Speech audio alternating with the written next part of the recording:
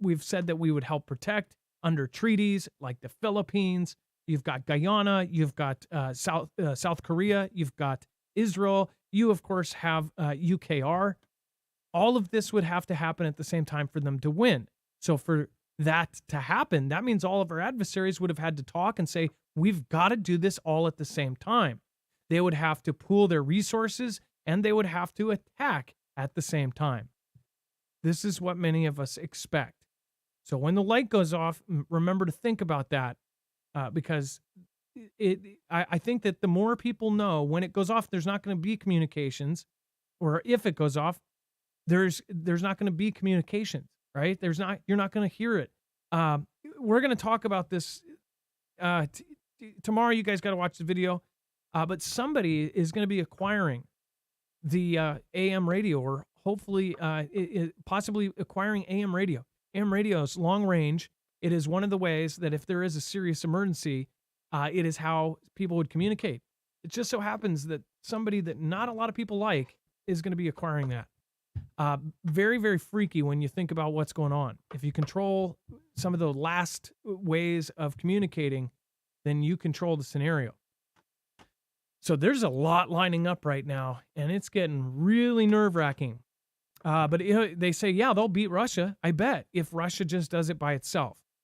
But we're not expecting it to happen on its own. Almost half of the polls think Russia is likely to attack Poland. I mean, this is just what they think, but when you talk about this, half of Polish people, according to the study, which actually questioned a lot, said that they say, yeah, I think Russia's going to attack. You could also chop that up to, well, they've been fed by their government. So as far as that goes, does it make it true? No, but it is kind of an alarming fact that half of their people believe that this is going to happen. But we don't know what they're telling the locals there. One thing we do know is that Poland, we know Germany, we know the Netherlands, we know that Lithuania, we know that Finland, we know that Sweden. All of these places are telling their people to prepare for a war and or a disaster. They're telling them to have food, water, a plan, a backup plan to get back home. Some are suggesting 4 actual wrote down routes to get home. That is the exact same thing that military does to get to work or to get to station. 4 calculated routes to get to work if a disaster happens. So you got that happening in all of those countries. That's kind of a telltale sign that either it's going to happen, or they're going to make it happen, or they're scaring the crap out of them. Which do you believe is going on with everything else that's happening right now? Let me know in the comments down below. All right, and then let's see here. Let me quickly, and then Dex, do you want to go over Russia, U.S. is to impose crushing sanctions on Russia 2 years after the invasion? Yeah, so they're basically launching new sanctions. And what's so it makes no sense here is they didn't work the first time. So why do they think they're going to work now? They're just going to strengthen their abilities to generate revenue through other means, like selling billions and billions of oil to India. But nonetheless, in hot on the heels of the Navalny incident, you now have the president coming out saying, "Hey, we're going to do a whole bunch of new sanctions on Russia in relation to this, and they're going to be very strong, and et cetera, et cetera." I think when this happens, it's sort of like, I'm sure Putin is over there chuckling because none of them have really done anything outside of the some of the initial capturing of some oligarchs' private yachts and things like that. That may be a little bit of an inconvenience, or it probably is a significant inconvenience to some of those rich guys. But I'm sure they have money to buy other yachts, or they have other yachts, and they're planning to eventually get them back. But right now, it seems like as far as wartime economics go, as far as Russia's ability to generate revenue, as far as its ability to feed its people and maintain its population, none of that seems to have changed at all under sanctions. And here we are just sanctioning them some more. So I expect very little from this. It's probably more just, pomp and circumstance to say we are against what they did to Navalny. Well, it's definitely getting wild. Somebody actually suggested for me to do a speed test. Consistently over the last 45 minutes, I've checked several times. It was 900 down, 900 megabits per second down, and about 40 up. So that's beyond what I actually usually get. So, yeah, it's not the internet. It's how is everybody doing now? Are you guys? I know you're a little bit behind, so just let me know how you're doing in chat. Thank you guys for being patient. Thank you for the 2,000 plus people that stuck through it anyways. Obviously, there's really important information today. I don't know if we have one of the D Live. It seems like there was very few issues. So maybe we'll try to take that and then re-upload it if there's a lot of issues. Maybe we can even try to update a lot of the crazy talk about it. Go ahead. Replay and rewinding is fine. Anybody watching in the past, you're fine until you catch up with the buffer. So it's everything's there. It's just those trying to watch live keep getting buffered, which is really annoying. Makes you wonder. And then Change Healthcare hacked by state actor, leaving pharmacies across the U.S. offline for patients. 30,000 pharmacies were affected by this. This is a bigger event as far as it's something that we've seen hacks to hospitals where they could not even continue already open surgeries. They had people opened up, and because of protocols and things that they absolutely have to do legally, there were people that they could not continue until they had connections. There was surgeries that got canceled, delayed.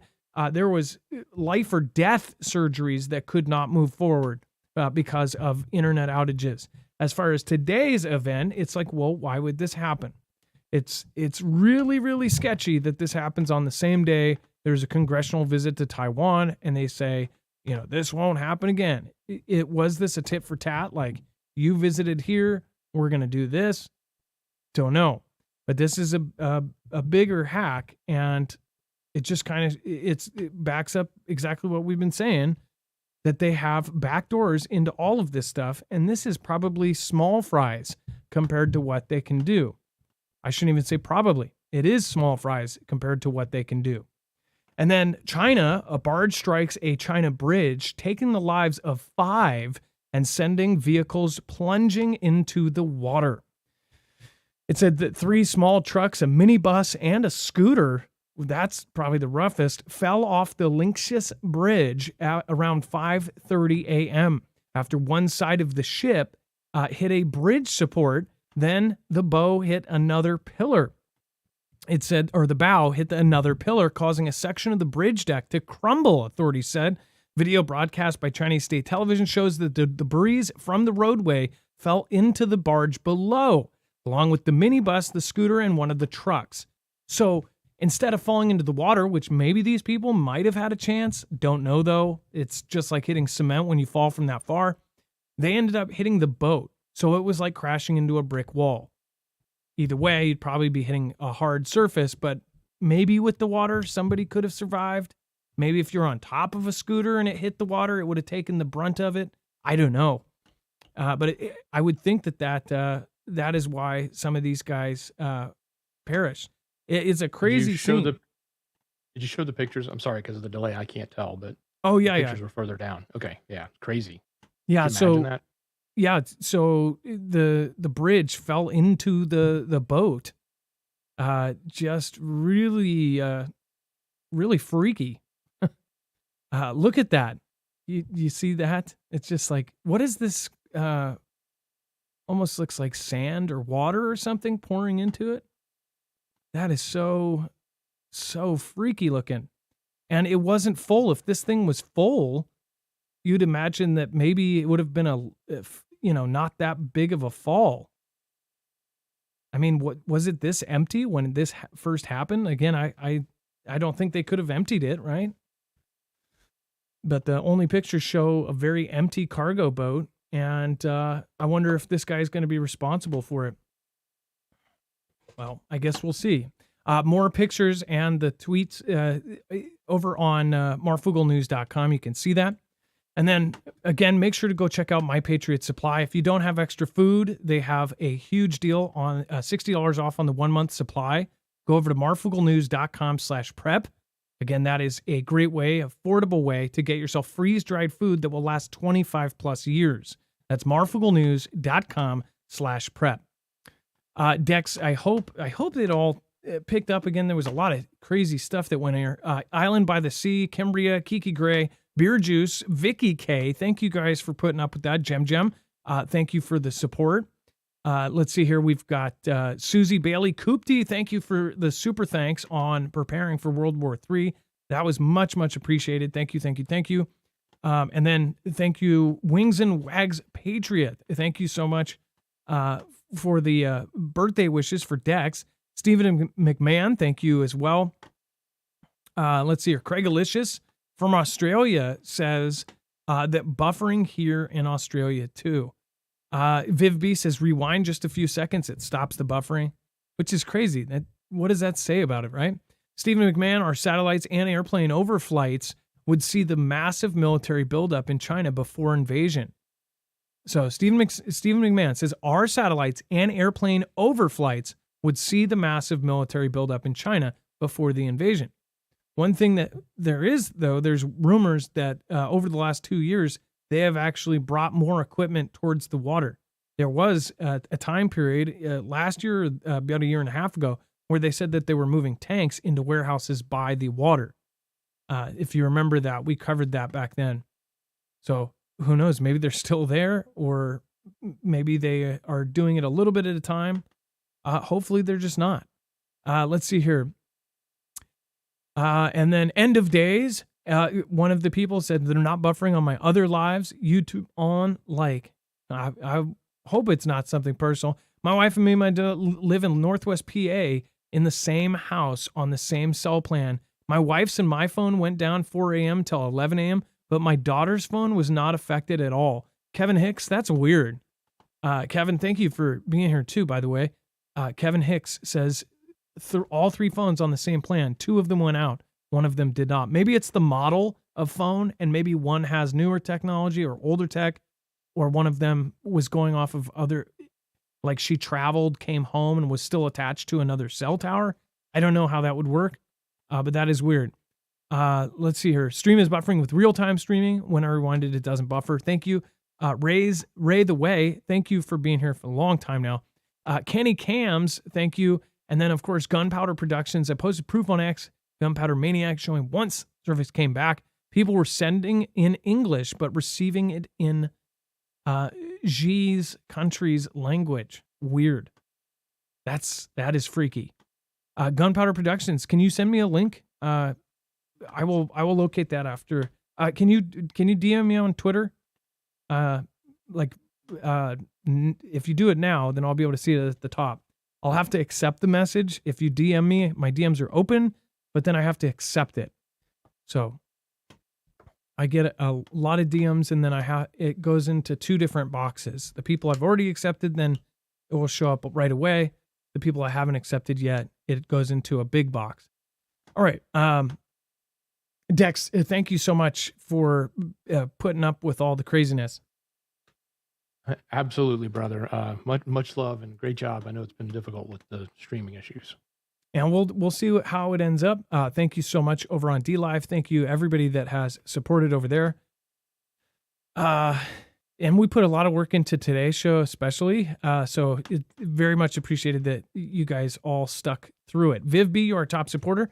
We're going to be heading over to Jams. So definitely a Viv B song in the works. Thank you so much. We'll see if Jams is any better. That might be one way to tell. Be safe, be prepared, and Marf out.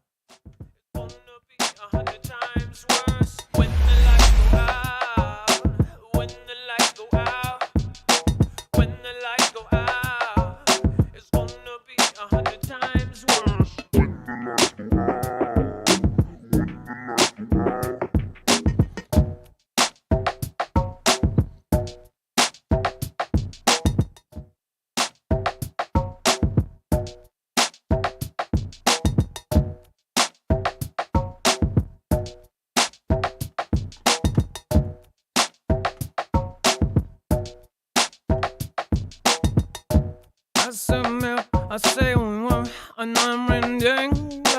On the back with Russell Williams, Robert Moore. and everybody tell you. Rubbing mama say I share coffee. Go back in the morning.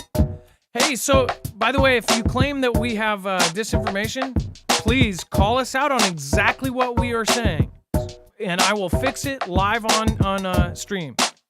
You cannot